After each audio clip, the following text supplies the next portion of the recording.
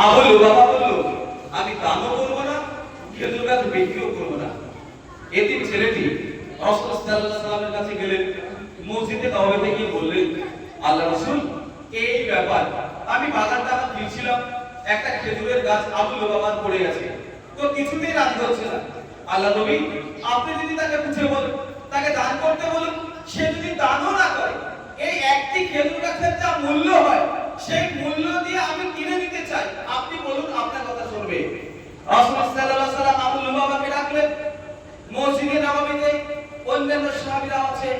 আল্লাহ রাসূল সাল্লাল্লাহু আলাইহি ওয়াসাল্লাম বলেন, শোনো আবুল বাবা, ও তো তোমার প্রতিবেশী ভাই, ও তো তোমার প্রতিবেশী এতিম ভাই, তুমি তোমার একটা খেজুর গাছটাকে দান করো। আবুল বাবা বললেন, না, আমি তোকে খেজুর গাছটা দান করব না। এবার আল্লাহ রাসূল সাল্লাল্লাহু আলাইহি ওয়াসাল্লাম বলেন, শোনো আবুল বাবা, তোমার এই খেজুর গাছটা যদি তোমার এতিম ভাইকে দানও না করো, ওই খেজুর গাছের যা মূল্য হয়, সেই মূল্য দিয়ে তুমি তাকে খেজুর গাছটা দাও। এরপর আল্লাহ রাসূল সাল্লাল্লাহু আলাইহি ওয়াসাল্লামের কথা অবাক হয়ে বললেন, আমি দানও করব না, বিক্রিও করব না। আল্লাহ রাসূল সাল্লাল্লাহু আলাইহি ওয়াসাল্লাম এখন যে কথাটা বলছেন, সেটা খুবই গুরুত্বপূর্ণ একজন মুমিনের জন্য। আল্লাহ রাসূল সাল্লাল্লাহু আলাইহি ওয়াসাল্লাম বললেন, শোনো আবুল বাবা, তোমার ওই একটা খেজুর গাছ যদি তোমার ওই তিন ছেলেটিকে দান করো, আমি আল্লাহ রাসূল ওই একটা খেজুর গাছের বিনিময়ে আমি জান্নাতে একটা খেজুর গাছের জিম্মাদারি নিচ্ছি। আমি আল্লাহ রাসূল তোমাকে একটা জান্নাতের খেজুর গাছ পাইয়ে দেব। সম্মানিত উপস্থিতি, যারা পৃথিবীকে আঁকড়ে ধরেছে, যারা মুমিন নয়, তারা পৃথিবীকে আঁকড়ে ধরবে বুঝবে না। আবুল বাবা এই করে বলল, আল্লাহ রাসূল, আমি তারপরও রাজি না। রাসূল সাল্লাল্লাহু আলাইহি ওয়াসাল্লাম চুপ করে গেলেন, কোনো কথা বললেন না। পৃথিবীর শ্রেষ্ঠ মানুষ মাথা নিচু করে চুপ করে বসে আছেন। সাহাবী রাদিয়াল্লাহু আনহু তিনি সেখানে ছিলেন। আল্লাহ রাসূল সাল্লাল্লাহু আলাইহি ওয়াসাল্লামের কাছে এসে বললেন, আল্লাহ রাসূল, আমি যদি এই খেজুর গাছটা আপনাকে কিনে দেই, তাহলে কি আমি খেজুর গাছের সেই জান্নাতের খেজুর গাছের মালিক হব? আল্লাহ রাসূল সাল্লাল্লাহু আলাইহি ওয়াসাল্লাম বললেন, অবশ্যই হবে। সাহাবী রাদিয়াল্লাহু আনহু তখন আবুল বাবাকে বলল, শোনো আবুল বাবা, তুমি তো জানো মদিনায় আমার একটি খেজুরের বাগান আছে, ওই বাগানে 600টি খেজুর গাছ রয়েছে। তুমি তো জানো আমার একটা বসবাস করা মনোরম বাড়ি রয়েছে, আমার একটা পানি পান করা কুয়ো রয়েছে। তুমি তোমার এই একটা খেজুর গাছ আমাকে দাও, আমি 600টি খেজুর গাছের একটা বাগান, আমার বসবাস করা মনোরম বাড়ি এবং পানি পান করা কুয়ো, তিনটে সম্পদ আমি তোমায় দিয়ে দেব। আবুল বাবা তো অবাক, সে বলছে কি? তখন সাবিত রাদিয়াল্লাহু আনহু আবার বললেন, শোনো, তুমি যদি তোমার ওই একটা খেজুর গাছ আমাকে দাও, আমার ওই একটা বাগান খেজুরের যার 600টি গাছ রয়েছে, আমার বসবাস করা বাড়ি রয়েছে, একটা পানি পান করা কুয়ো রয়েছে, সব তোমাকে আমি ট্রান্সফার করে দিচ্ছি, হ্যান্ডওভার করে দিচ্ছি, তোমার ওই একটা খেজুর গাছ আমাকে দাও। আবুল বাবা পৃথিবীর মুখে পড়ে আছে, সঙ্গে সঙ্গে রাজি হলো, একটা খেজুর গাছ তাকে দান করলো। আর সাবিত রাদিয়াল্লাহু আনহু তিনটে সম্পদ হ্যান্ডওভার করে দিয়ে আল্লাহ রাসূল সাল্লাল্লাহু আলাইহি ওয়াসাল্লাম কি বলছেন, আল্লাহর নবী, এই যে এবার বলুন, আমি কি জান্নাতের সেই খেজুর গাছের মালিক হয়েছি? আল্লাহ রাসূল সাল্লাল্লাহু আলাইহি ওয়াসাল্লাম বললেন, তুমি বড় বড় তোমার জন্য জান্নাতে খেজুর গাছ রয়েছে।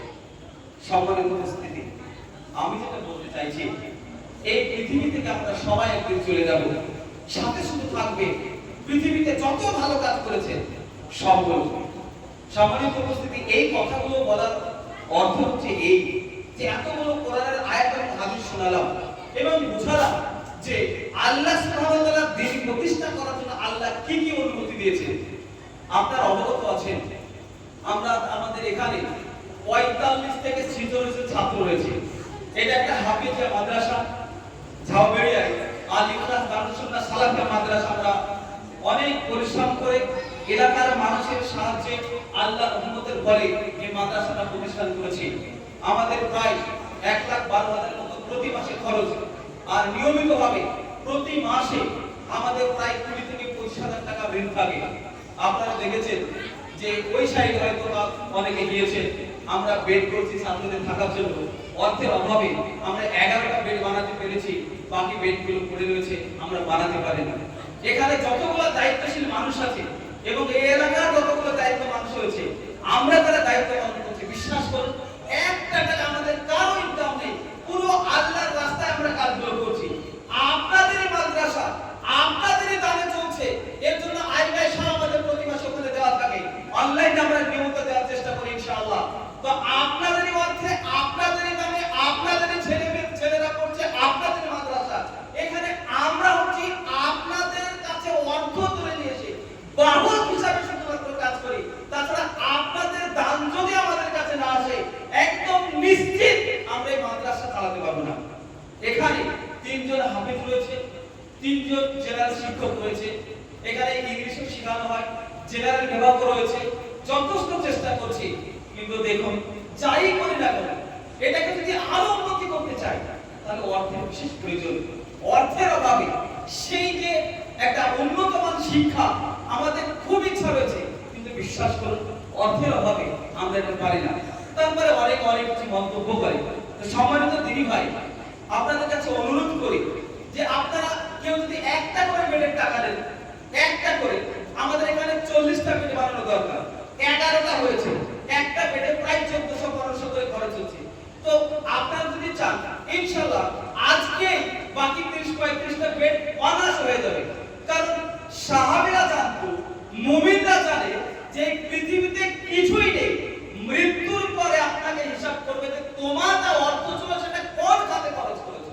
তখন আপনি যদি দেখাতে পারেন আল্লাহ ওই যে আপনার বাড়ি ওই মাদ্রাসায় ছাত্রীদের প্রতিষ্ঠা হচ্ছিল, ওই মাদ্রাসায় এত টাকা ব্যয় করেছি, অমুক মানুষ খেতে পায় না এই টাকাটা দান করেছি, অমুক জায়গায় মাদ্রাসা ছিল দান করেছি, জীবন পুঁতে দিয়েছি, মানুষ খেতে পায়নি দান করেছি, এইভাবে যদি আপনার আমলনামায় দেওয়া থাকে আপনি কত খুশি হবেন, আল্লাহ বা কত খুশি হবে। তাদের সম্মানিত উপস্থিতি, আমাদের প্রধান আলোচক বসে আছেন, আমি আলোচনা করতে চাই না, আমি দেখতে চাই 30টা ভাইকে যে একটা করে বেড দান করে, প্লিজ এই টাকা আপনাদের বিফল যাবে না। আল্লাহর বাণী প্রতিষ্ঠা করার জন্য আপনি সংগ্রাম করছেন। ওই যে আয়াতটা আল্লাহ সুবহানাহু ওয়া তাআলা বলছেন ইন্নামাল মুমিনুনা আল্লাযীনা আমানু বিল্লাহি ওয়া রাসূলিহি, প্রকৃত মুমিন তো সেই যে আল্লাহ এবং আল্লাহর রাসূলের প্রতি ঈমান আনে এবং সংগ্রাম করে জান এবং মাল দিয়ে আল্লাহ তাআলা। 30 জন ভাইকে দেখতে চাই, প্লিজ আজকেই দিতে হবে আমাদের নাম লেখা, আপনি কিছুদিন পরে দিবেন, 10 দিন পরে দিবেন, আপনাদেরকে অনুরোধ করি এটা বিফল যাবে না। আপনাদেরই ছেলে, আপনাদেরই মাদ্রাসা, আমরা শুধু সময় ব্যয় করছি, আমরা বাবা মাত্র আপনাদের কাছে অর্থ নিয়ে এসে এই মাদ্রাসাটা চালাচ্ছি। আমি আপনাকে বোঝাতে পারি না, একটা একজন ভাই শরীফুল ইসলাম আমাদের সেক্রেটারি, সবাই ক্যাশিয়ার গুড্ডু সাহেব, দুজন বলে কি নাম আরেকটা ভাই, একটা খাতা ধরেন না ভাই, সময় যাবে বলে আরেকটা খাতা ধরেন না ভাই, আশ্চর্য ব্যাপার। লিখে তো আমি 3-4 জনকে বললাম তত সময় খরচ করা যায় না ভাই, লিখে 3 জন হয়েছে, 3 জন হয়েছে ভাই, এই ভাই লিখেন 2 জন, এই ভাই গুলো নাম লিখেন তো 5 জন হয়েছে ভাই, এই আরো খাতা নিয়ে আসেন না ভাই, আর কেউ নাই নাকি? 5টা হয়েছে ভাই, আর 25টা, 6টা, এখানে কোন নাম লিখে ঢুকতে ভিতর ভাই, প্লিজ 6 জন হয়েছে, 6 জন, তার মানে 24টা ভাই। আমি কি বুঝাতে ব্যর্থ? দেখুন আমার সন্তান কিন্তু এখানে নেই, ইনশাআল্লাহ আমি দিব। আমি কার জন্য করছি? আপনাদের সন্তানকে মানুষ করার জন্য। আমি কি পাবো?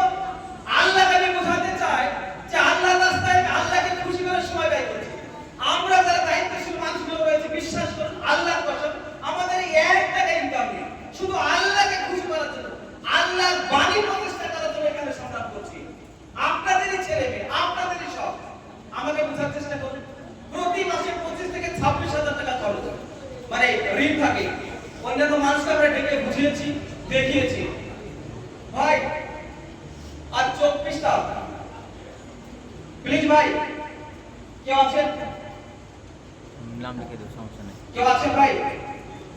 আমরা অলরেডি জেনারেটরও ঠিক করে নিয়েছি 60,000 টাকা দিয়ে। একজন ভাই 45,000 টাকা দান করেছে, একজন 45,000 টাকা দান করেছে, আলহামদুলিল্লাহ। আমরা অলরেডি জায়গাটা দেওয়ার কথা ছিল, একটু মিস্টেক হয়ে গেছে, গতকালকে আগামী কালকে দেব ইনশাআল্লাহ। ভাই এত নেই আর একটু আর বলো ভাই 24টা ছোট হয়েছে তো কটা হয়েছে বলো ভাই। আপনি যদি নাও পারেন 500 টাকা করে দান করতে পারবেন যারা আছেন 500 ভাই লিখে দাও ভাই। আপনারা হলে 1500 যেটা আপনারা লিখে দেন, আপনারা পরে দিবেন, অনলাইনে দিবেন, বাড়ি গিয়ে কারণ যদি ফোন পে থাকে ফোন পে পাবেন। শুধু এতটুকুই, আমাদের 30টা বেড হলে অন্তত এগিয়ে যাবে ইনশাআল্লাহ। 1400 থেকে 1500 এরকম বেডের ভেতর হয়েছে, 11টা হয়েছে।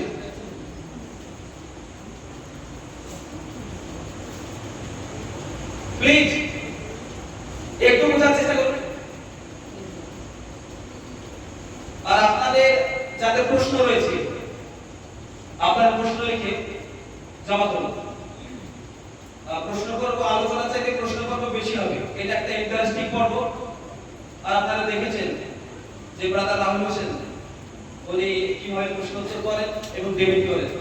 তো আপনাদের যা যা প্রশ্ন আছে আপনারা প্রশ্ন রেডি করুন এবং জমা দিন। উনি আগে কিছুক্ষণ আলোচনা করে প্রশ্ন পর্বে ঢুকে যাবেন ইনশাআল্লাহ। মহিলাদের মধ্যে থেকেও যদি কারো প্রশ্ন থাকে তাহলে পাঠাবেন। মহিলাদের কথা তো ভুলে গেছি, যারা মামুন আছেন আপনাদের অবদানও কম নাই। আপনারা যারা পারবেন আপনারা অন্তত একটা করে মাদ্রাসার বেড দিলে খুব উপকার হয়, যা যতটা সম্ভব হয়। মহিলার মধ্যে যারা বাচ্চা ছেলে যাও তো, বাচ্চারা যাও একটু, মহিলাদের মধ্যে যাও। ভাই আমি কি বোঝাতে ব্যর্থ আপনাদেরকে? সম্ভবত 7টা বেড হয়েছে আর 23টা, 20টা হলেও তো অন্তত আমরা এগিয়ে নিয়ে যেতে পারতাম। হয়তো আমি বোঝাতে ব্যর্থ। মানে কোন এক সময় আমরা বাংলাদেশের লোকেরা খুব আগ্রহের সাথে বলতাম যে যদি একটা মাদ্রাসা হতো, আমরা অনেক সময় ব্যয় করতাম, অনেক কিছু দিতাম, কিন্তু দুঃখের সঙ্গে জানাচ্ছি মনে হচ্ছে শেষে একলাই পড়ে গেছে। তার মানে এই নয় যে আপনারা পাশে না, কারো অর্থ আছে কিন্তু সময় নেই, সেই সময়টা আমরা খরচ করছি। তা আপনার অর্থ আছে, আপনি আল্লাহ রাস্তায় ব্যয় করুন। এই অর্থ আল্লাহর কসম বিপদে যাবে না, বরং পাবেনই পাবেন 100%। এখানে তো আল্লাহর বাণী প্রতিষ্ঠা করা হচ্ছে, কোরআন শেখানো হচ্ছে, অথবা আপনার অর্থ বিপদ যাবে না। এটা সাদকায়ে জারিয়া। যতজন বাচ্চা কোরআন তেলাওয়াত করবে প্রত্যেকটা বাচ্চার কাছ থেকে আপনি নেকি পাবেন।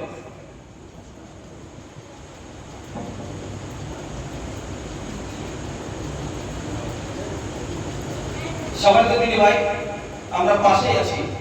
আমি আলোচনা করতে চাইছি না, যারা দিবেন নাম লিখাবেন, আজকেই দিতে হবে এমন না, আপনি পরে দিবেন, 1 মাস পরে দিবেন, কিন্তু আপনাদের এই ছেলে মেয়ের কথা চিন্তা ভাবনা করে মাদ্রাসাটা যেন ভবিষ্যতে ভালো জায়গায় নিয়ে যেতে পারি, তাদের আরো ভালো শিক্ষা দিতে পারি, ভবিষ্যতে সেই সর্বোচ্চ মানযুক্ত পড়াশোনা আমরা তৈরি করতে পারি, শিক্ষা দিতে পারি। তার জন্য আপনাদের সাহায্য আমাদের কাছে অতীব জরুরি। আপনাদের অর্থ, আপনাদের যুক্তি, আপনাদের পাশে থাকা আমরা একান্তভাবে কামনা করি।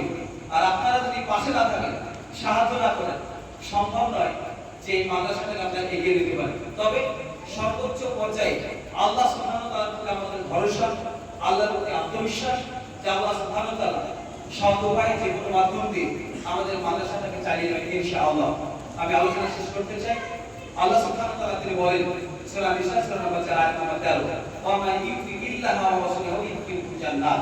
যে ব্যক্তি আল্লাহ এবং আল্লাহর রাসূলকে মেনে চলবে, আল্লাহ সুবহানাহু ওয়া তাআলা তাকে জান্নাতে প্রবেশ করাবেন। ওয়া আখিরু দুআ আলহামদুলিল্লাহি রাব্বিল আলামিন। আসসালামু আলাইকুম ওয়া রাহমাতুল্লাহি ওয়া বারাকাতুহু।